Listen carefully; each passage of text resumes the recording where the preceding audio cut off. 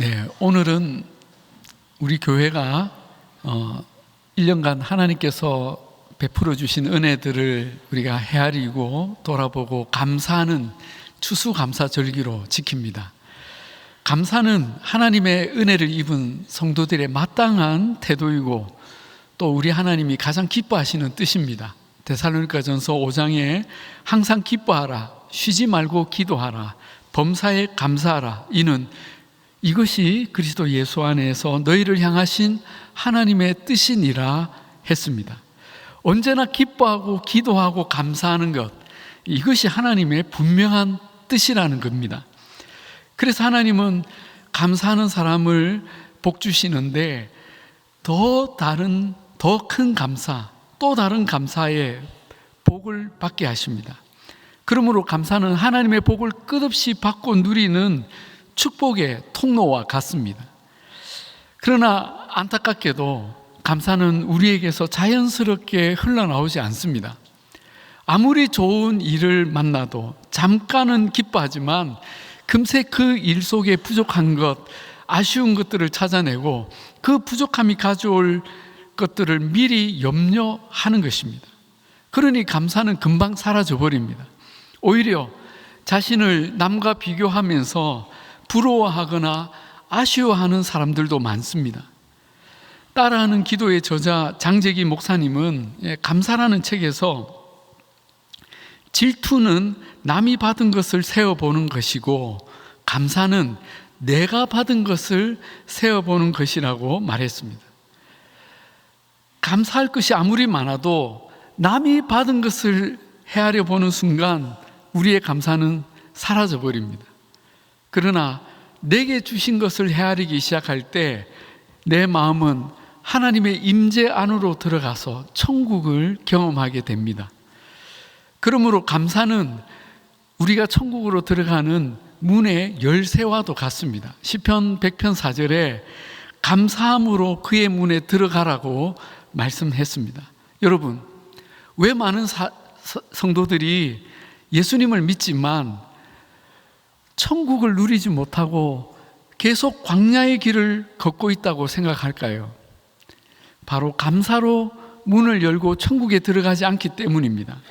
물론 감사하며 살아야 한다는 걸 모르는 분은 안 계실 겁니다.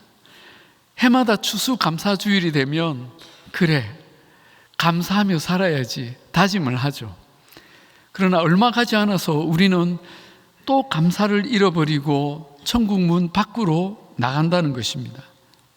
마치 이제는 운동해야지 결심하면서도 당장의 일들에 파묻혀서 일주일에 한두 번도 겨우 하는 우리 자신과 같지 않습니까?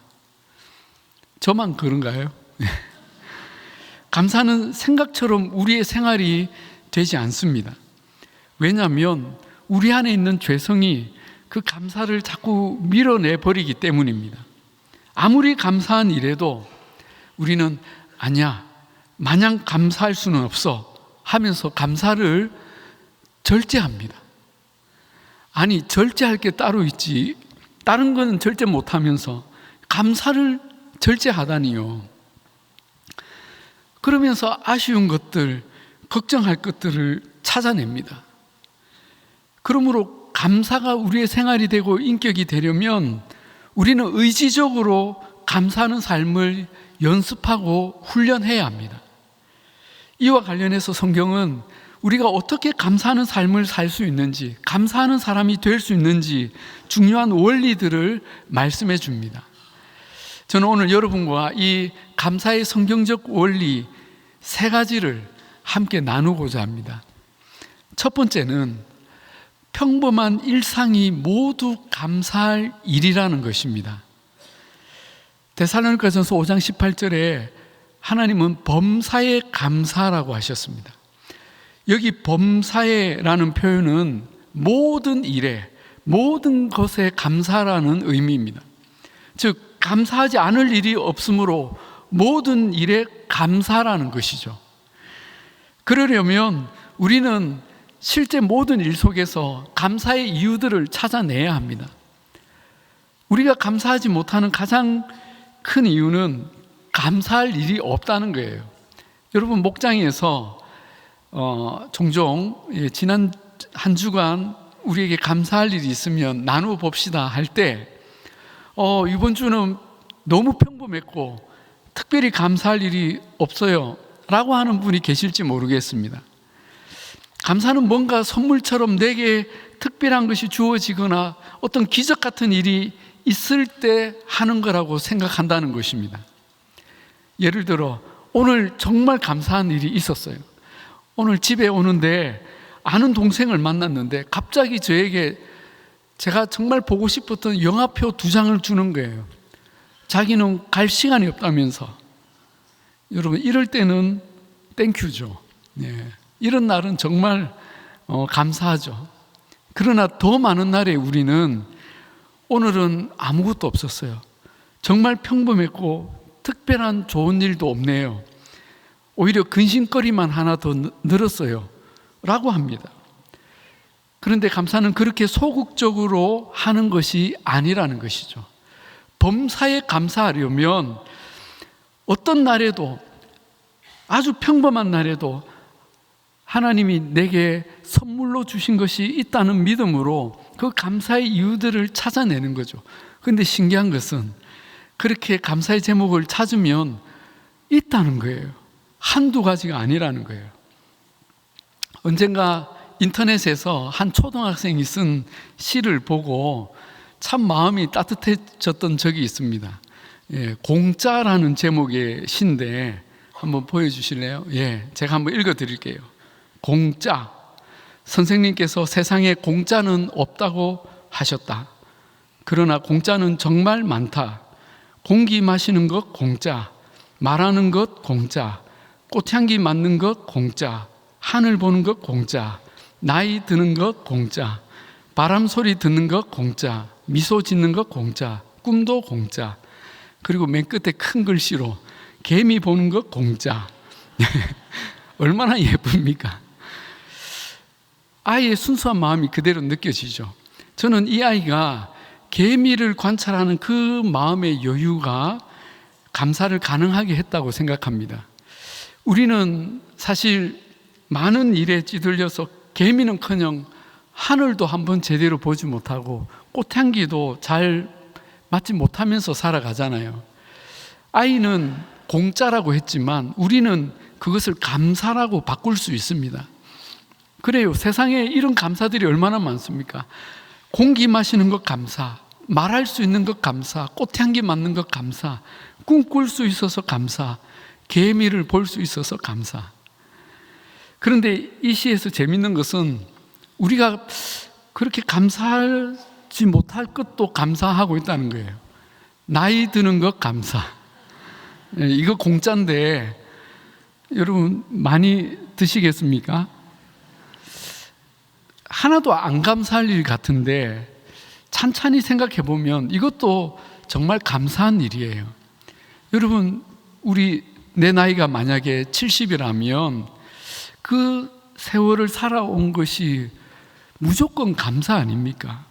어떤 나라는 평균 수명이 45세라는 얘기를 들었어요. 지금도. 그런데 우리는 70까지 살았고 또 앞으로도 건강하게 더 살 수 있는 은혜를 주시지 않았습니까? 그러고 보니 세상에 이런 감사의 제목들은 찾으면 얼마든지 있습니다. 노래 부를 수 있어서 감사, 학교 갈 수 있어서 감사, 직장에 갈 수 있어서 감사, 가족과 함께 밥 먹을 수 있어서 감사. 우리가 지난 코로나 3년 반을 지나며 그동안 우리가 누렸던 아주 평범한 일상들이 얼마나 감사할 일이었는지 우리 다 실감하지 않았습니까? 여기에다 우리 그리스도인들은 더 놀라운 감사의 제목들이 추가가 됩니다.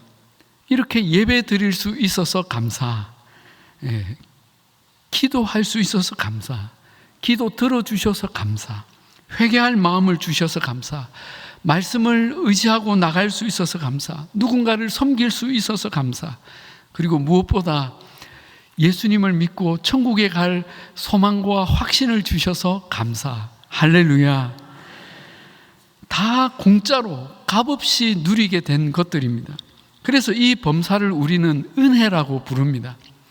여러분, 감사에도 부익부 빈익빈이 있습니다. 감사를 하면 할수록 감사할 일이 더 많아진다는 것입니다. 이것이 감사가 가진 놀라운 능력이고 축복입니다. 바라기는 저와 여러분 모두가 이 감사의 부자가 되기를 주님의 이름으로 축복합니다. 아멘. 둘째, 감사는 표현하고 함께 나누라는 것입니다. 이것이 감사의 원리입니다. 우리가 누군가에게 아무리 감사한 마음을 가져도 표현하지 않으면 감사라고 할 수가 없습니다.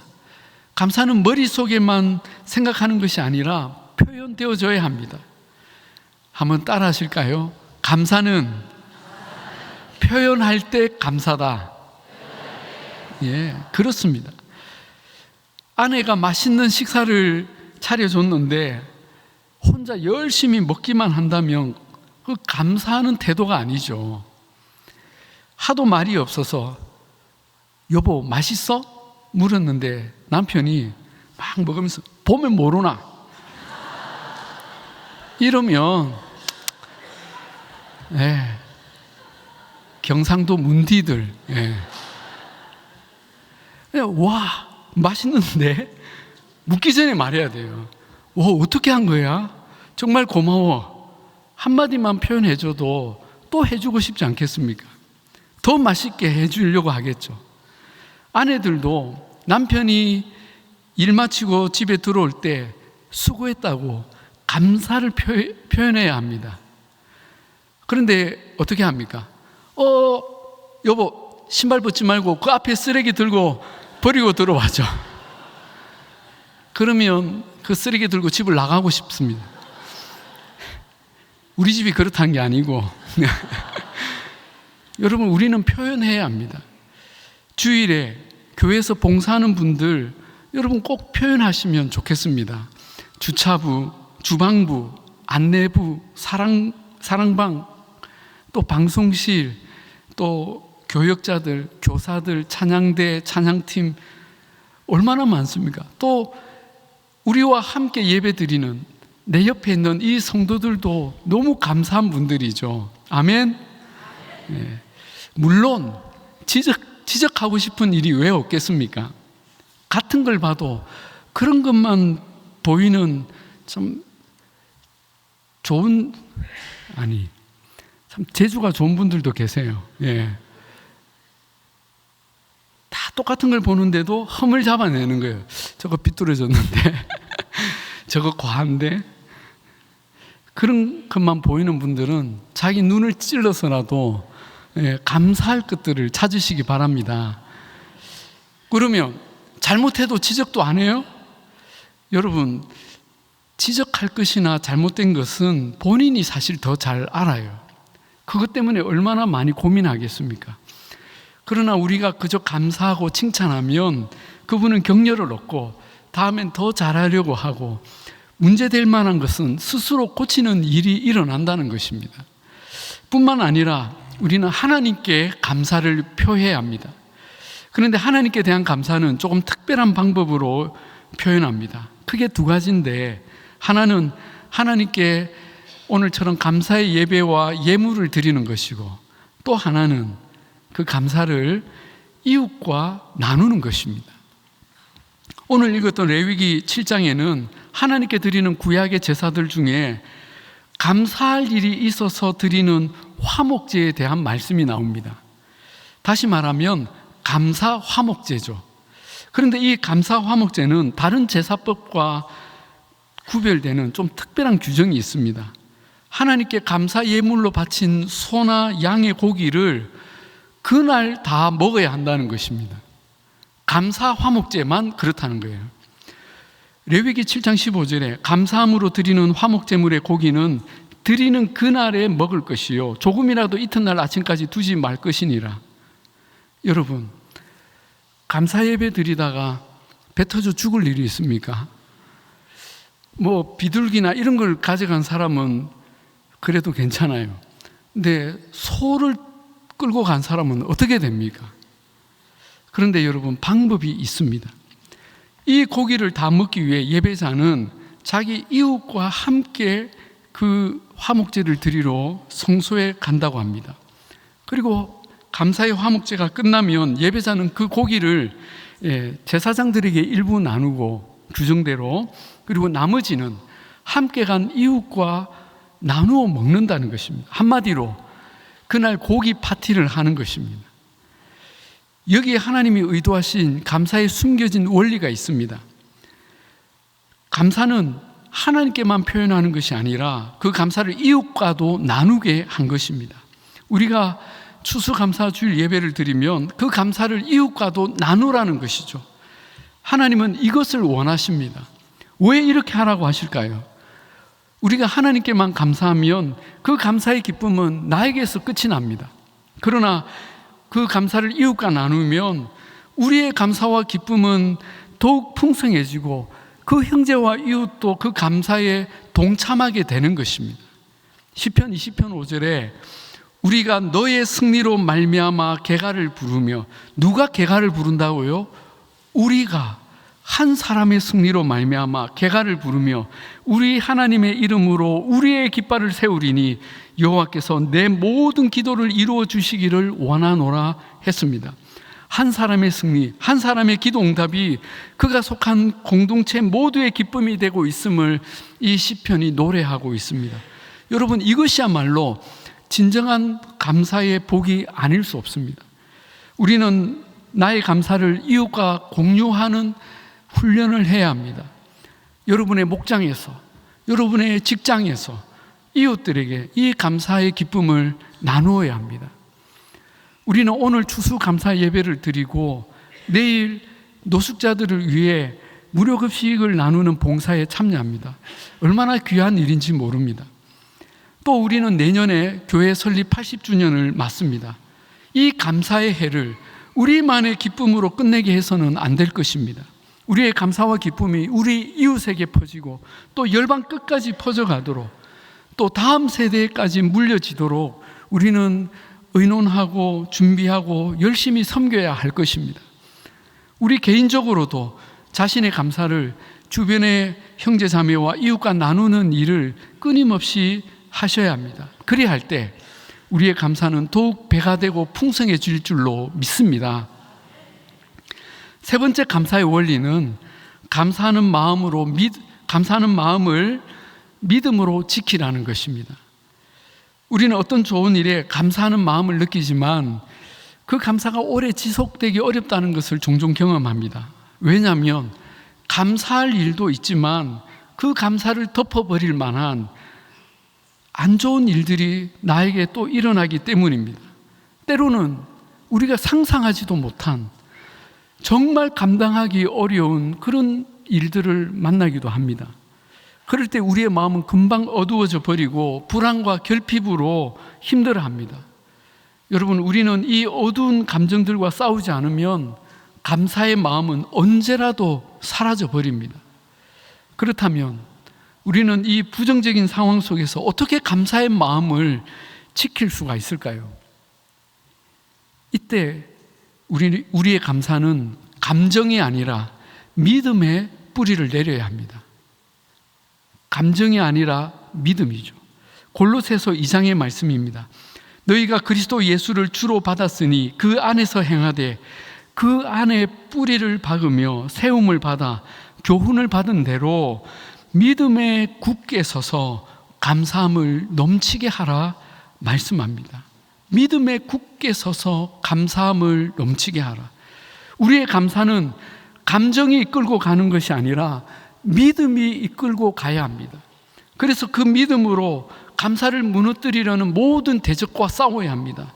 내 마음의 불안과 낙심과 분노와 슬픔과 싸워야 합니다. 다윗이 그랬듯이, 바울이 그랬듯이 어떤 상황 속에서도 나는 하나님께 감사하리라 결단하고 마음을 지켜야 하는 것입니다.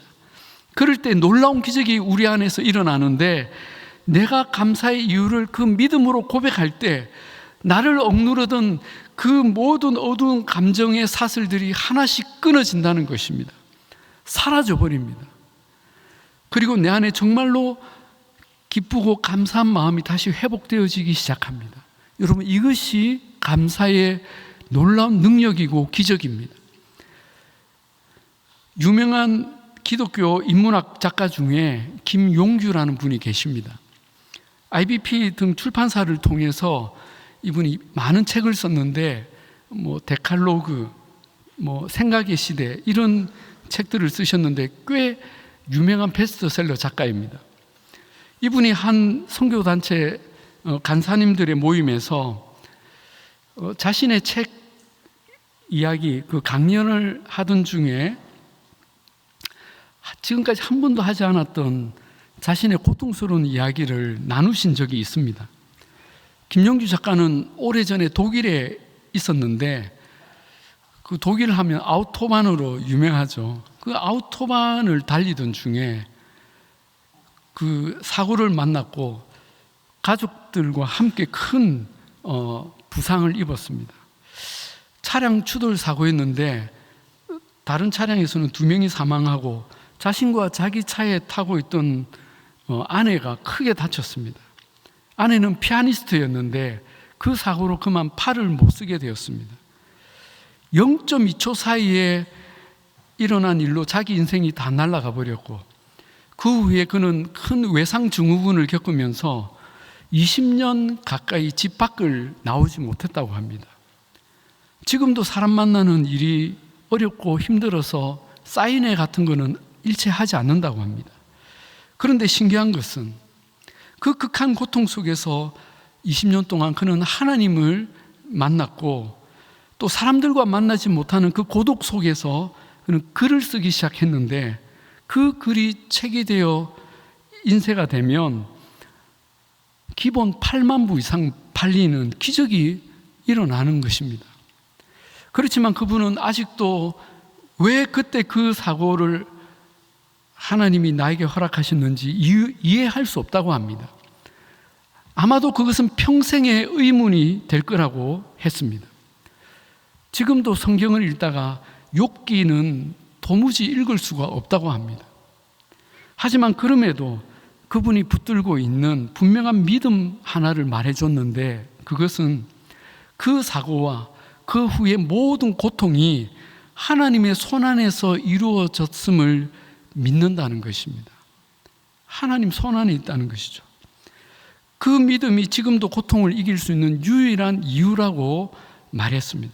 왜냐하면 만약 그때 그 사고가 하나님이 행하신 일이 아니고 하나님 손밖에서 우연히 일어난 일이라면 그저 운이 나빴고 심지어 악마의 장난으로 일어난 일이었다면 자기 인생은 너무나 비참하고 허무하고 살아야 할 이유가 없어지기 때문이라는 것입니다. 저는 그 짧은 말이 가슴에 깊이 와닿았습니다. 그렇구나.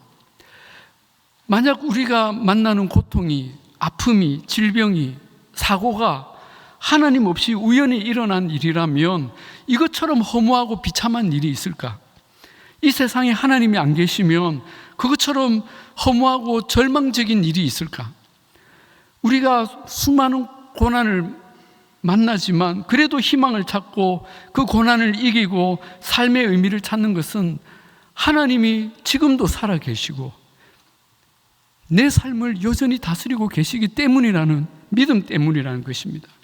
내가 겪는 고통이 하나님의 손안에 있다면 그것은 참을 만한 일이 됩니다. 나의 고난이 하나님 안에서 의미를 가질 수가 있습니다. 우리는 고난을 통해 하나님을 더 깊이 만나고 예수 그리스도의 십자가를 더 깊이 경험하고 인생의 깊이와 넓이와 높이를 더 경험하는 것입니다. 구약의 하박국 선지자도 이것을 깨달았던 것이죠. 그가 살던 시대가 가장 최악의 절망의 시대였지만 그는 하나님 때문에 감사할 수 있었습니다. 무화과 나무 잎이 마르고 포도 농사가 다 망하고 양을 키우던 우리가 텅텅 비고 소가 다 병 걸려 죽어도 내 통장이 다 제로를 찍고 내가 믿던 사람들이 배신을 하고 내 인생 최대의 위기와 고난을 지금 겪는다고 해도 이 모든 일을 지켜보시는 하나님이 계시기에 다행이다, 감사하다, 여전히 내 인생은 희망이 있고 의미가 있고 이유가 있다. 그래서 난 여호와로 인하여 즐거워하며 나를 구원하실 하나님으로 인하여 기뻐하리로다. 하박국 선지자가 외쳤던 것입니다. 여러분, 이것이 바로 진짜 감사할 수 있는 원리죠. 어떤 조건이 주어질 때만 드리는 얄팍한 감사가 아니라 어떤 상황 속에서도 드릴 수 있는 범사의 감사인 것이죠. 그런 사람은 고난당할 때 염려하거나 불평하지 않고 그래도 하나님께 감사드립니다. 빌립보서 4장 6절 7절입니다. 아무것도 염려하지 말고 다만 모든 일에 기도와 간구로 너희 구할 것을 감사함으로 하나님께 아뢰라. 그리하면 모든 지각에 뛰어난 하나님의 평강이 그리스도 예수 안에서 너희 마음과 생각을 지키시리라. 아멘. 우리의 이 감사의 마음도 지켜주실 것입니다. 이것이 그리스도 예수 안에서 저와 여러분이 누리는 신앙의 신비이며 감사의 원리입니다. 기도하겠습니다. 하나님 아버지, 감사합니다. 참으로 감사할 일들이 많아도 감사하지 못하는 우리를 오늘 이 예배를 통해, 이 말씀을 통해 깨닫게 하시고 우리에게 허락하신 은혜들을 돌아보게 하시며 우리가 어떻게 감사해야 하는지, 어떻게 이 감사를 지킬 수 있는지 가르쳐 주시니 감사합니다. 하나님, 우리가 늘 주님의 은혜들을 모든 일 속에서 찾게 하시고 이 감사를 표현하고 나누게 하시고 또 이 감사의 마음을 지켜가게 하옵소서. 그래야 해서 감사하는 사람으로, 감사의 사람으로 주님 오시는 그날까지 이 믿음의 길을 걸어가게 하여 주옵소서. 예수님의 이름으로 기도하옵나이다. 아멘. 우리 이 시간에 오늘 하나님이 주신 말씀과 또 은혜들을 생각하며 우리 함께 찬양하실 텐데, 우리 작년에 우리 민옥이 목사님 우리 교회 오셨을 때 그분이 작곡한 노래 불러주셨는데 감사 위에 감사, 이 찬양을 오늘 우리 다 같이 그 자리에서 일어나서 함께 같이 고백하시겠습니다.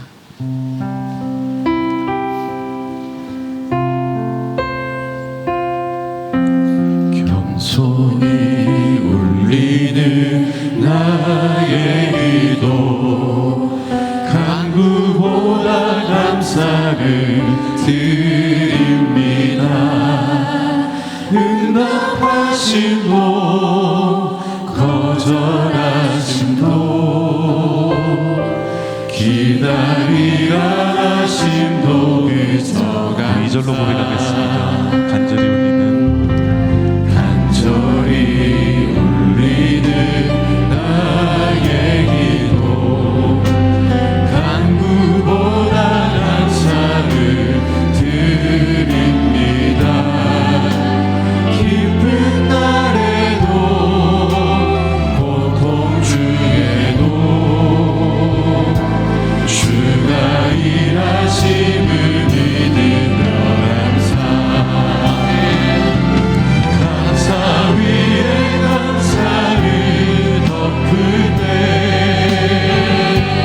은혜 위에 은혜가 쌓이네. 모든 일에 감사, 모든 순간에 그리 아니하실지. 감사 위에 감사를 덮을 때, 감사 위에 감사를 덮을 때 은혜 위에 은혜가 쌓이네. 모든 일에 감사, 모든 순간에 그리 아니하실지. 우리 한 번 더 고백합시다. 감사 위에 감사 위에 감사를 덮을 때 은혜 위에 은혜가 쌓이네. 모든 일에 감사, 모든 순간에 그리 아니하시. 우리 들었던 말씀 생각하시면서 한 번 더 감사 위에 감사를, 감사 위에